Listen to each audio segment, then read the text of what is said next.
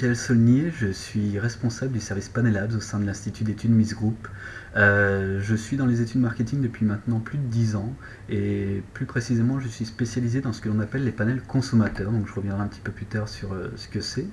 Mon rôle en tant que responsable du service Panelabs, eh bien, c'est à la fois de faire la promotion de ce service-là, donc il faut savoir que c'est un service dédié en fait aux études quantitatives online à destination des chercheurs et notamment de votre professeur.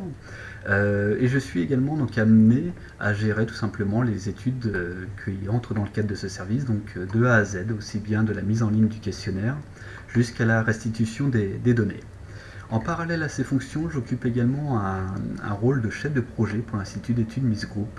Et dans ce rôle, eh bien, je vais avoir pour objectif de mettre et maintenir en conformité tous nos process d'études avec la réglementation en vigueur, et notamment le RGPD, qui est très important bien entendu dans le cadre des collectes de données.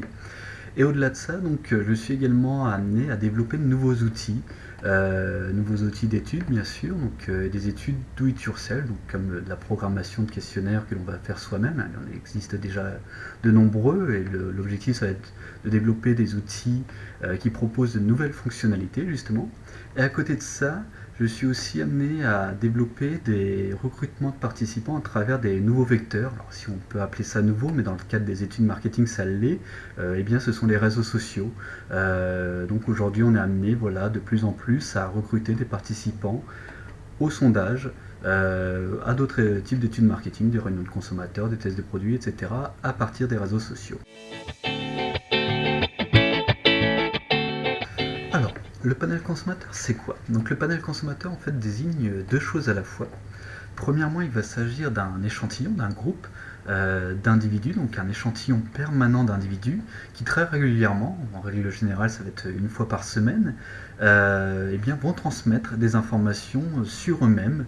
Ça peut être par le biais d'un questionnaire en ligne auquel ils vont venir répondre toutes les semaines, tout simplement donc, pour dire eh bien, ce qu'ils ont consommé cette semaine, ce qu'ils ont acheté, quel budget ils ont dépensé, etc. Donc, pour permettre bien entendu aux marques eh bien, d'évaluer les évolutions, les changements dans les comportements des acheteurs. Ça peut être aussi donc, des informations qui vont être envoyées de manière automatique. Je peux prendre l'exemple d'un panel qui est célèbre, c'est le panel de médiamétrie, le panel Mediamat, qui est celui donc, qui va donner les informations sur les audiences télé. En fait, quand les audiences télé sont mesurées, ce ne sont pas tous les foyers de France qui sont mesurés, c'est uniquement un panel de 5000 foyers qui, chez eux, eh bien, vont disposer d'un boîtier qui va de cette manière envoyer automatiquement l'information à l'Institut Médiamétrie eh bien, sur la chaîne de télévision qu'ils sont en train de regarder, aussi bien sur leur téléviseur que leur ordinateur, leur téléphone, etc. Un autre panel connu, c'est le panel Nielsen HomeScan, où là, eh bien, Nielsen va envoyer à chaque membre de son panel des scanettes qui vont donc leur permettre, tout simplement, chaque fois qu'ils vont aller faire leurs courses, de scanner les produits qu'ils achètent et de cette manière, là aussi, donc d'envoyer automatiquement les informations à l'Institut d'études Nielsen. Donc voilà un petit peu ce qu'il en est des panels consommateurs et de cette première signification. Donc c'est ce groupe d'individus permanents qui transmet très régulièrement des informations aux instituts d'études, aux annonceurs, aux marques. Deuxième sens, eh bien là c'est plutôt le terme qu'on va utiliser dans les instituts d'études, du moins dans la plupart d'entre eux. Donc c'est en fait une communauté de consommateurs. Un panel consommateur, c'est une communauté, généralement d'internautes, qui vont donc pouvoir être sollicités pour répondre à des études qu'on appelle ad hoc, c'est-à-dire des études sur mesure, donc pour, là encore, des annonceurs, des marques. Donc il n'y a plus cette notion d'envoi d'informations permanentes, mais là on est plutôt donc, sur des besoins ponctuels. Une marque qui, à un moment donné, va avoir besoin de faire une étude et d'aller collecter des informations auprès des consommateurs, et qui va donc de cette manière réaliser une étude ad hoc, et donc avoir recours à un panel consommateur auprès d'un institut.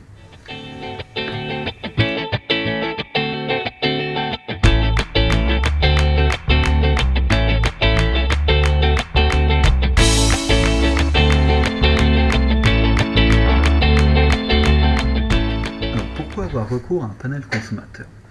D'abord, l'avantage d'un panel consommateur, c'est que les marques, en sollicitant ce panel, eh bien, vont solliciter des personnes qui sont dans une démarche volontaire, c'est-à-dire qui ont donné leur total accord, leur total consentement pour qu'on puisse collecter des informations sur elles. Et ça, donc, c'est d'un point de vue légal, notamment donc, du point de vue du RGPD dont je parlais juste avant, très avantageux donc, de pouvoir de cette manière collecter des informations sans être embêté entre guillemets par le côté réglementaire. À côté de ça, donc, l'avantage aussi d'un panel consommateur, c'est que pour une marque, eh bien, elle va pouvoir croiser les informations collectées avec des informations de profil très précises, justement parce que les personnes sont dans une démarche volontaire.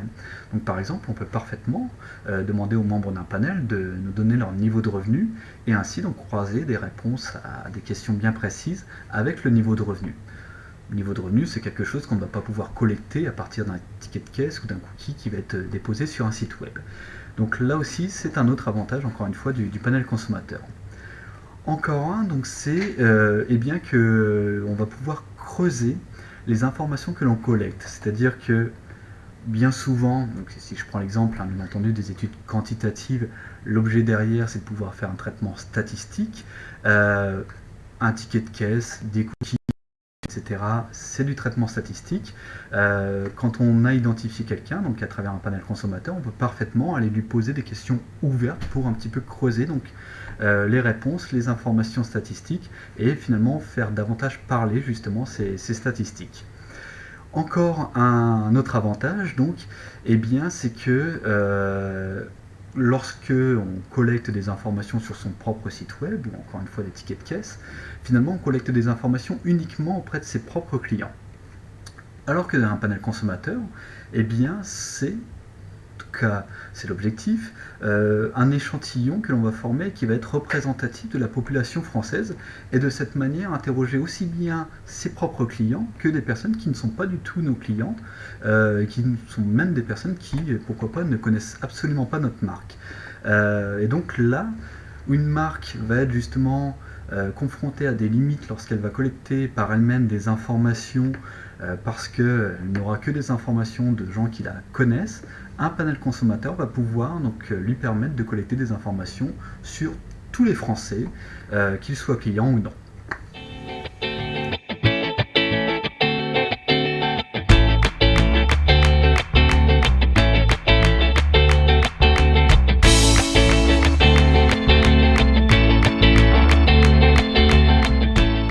Alors concernant les limites d'un panel consommateur, donc je dirais déjà en première limite, c'est que les panels sont constitués de personnes disponibles. Elles ont fait la démarche donc, de s'inscrire au panel pour ensuite passer du temps pour pouvoir répondre au sondage, mais ça peut être aussi donc, pour pouvoir participer à des réunions de consommateurs, des tests de produits et autres.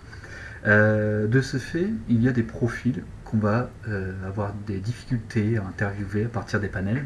Ça va être notamment des profils de professionnels. Je pense à des dirigeants d'entreprise, des artisans, des médecins, qui sont des profils réputés difficiles, difficilement accessibles, parce que manquant de temps justement pour pouvoir venir participer à ce type d'études. Donc ça c'est la première limite. L'avantage, une petite parenthèse, pour ceux donc, qui s'inscrivent à des panels, c'est que bien souvent il va y avoir une contrepartie, ce qu'on appelle une indemnisation. Donc ça peut être, eh bien, je réponds à des sondages, je gagne des points, et ensuite mes points je peux les échanger contre des euros. Donc ça va souvent fonctionner de cette manière. Et bien entendu, donc, je dois m'engager à participer sérieusement aux études, puisque derrière, eh bien, les instituts qui vont traiter les données vont bien entendu contrôler mes réponses, le temps que j'aurai passé sur le questionnaire, etc. Donc ça, c'est l'une des premières limites, c'est pouvoir interviewer des personnes qui sont disponibles, et de ce fait, on va avoir donc, des profils qui vont être plus compliqués à aller chercher à partir des panels. Autre limite, et ça rejoint un peu celle-ci, c'est que les panels, la plupart du temps, en fait, sont constitués à partir d'Internet. Et de cette manière, si on veut interviewer des plus de 70 ans, ça va être très compliqué.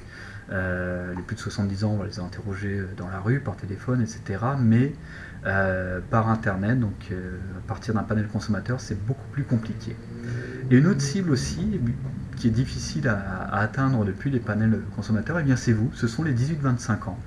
Parce que les 18-25 ans en fait sont davantage tournés vers les réseaux sociaux que vers les sites web traditionnels, et les sites de panel, en fait, donc ça reste des sites traditionnels, donc c'est pour cette raison qu'on a tout intérêt à se diriger vers d'autres modes de recrutement de panélistes à partir des réseaux sociaux, parce que aujourd'hui, de plus en plus, sur la tranche 18-25, quand on veut faire un focus dessus et avoir une grande quantité de participants de cette tranche d'âge-là, on est vite confronté à des limites.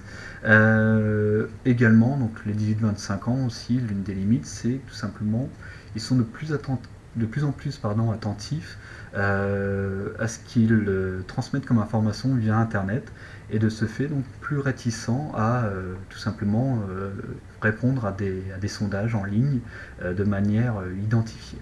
Donc voilà un petit peu les principales limites d'un panel consommateur. Ça va être tout simplement au niveau des cibles, donc quand on va avoir des cibles bien précises, des pros, des plus de 70 ans et même des jeunes, donc des 18-25, on peut rapidement être confronté à ces limites-là.